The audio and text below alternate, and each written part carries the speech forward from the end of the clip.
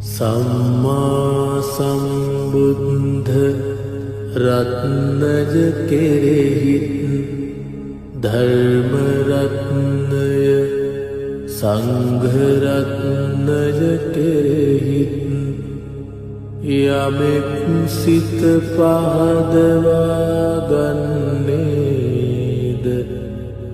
එපමණකින් ඔහු මහා කල්පලක්ෂයක් දුගතියට නොයන්නේය. සුගතියෙන් සුගතියට යමින් පාරමී සපුරා අමා මහ නිවනට සැපත් වන්නේ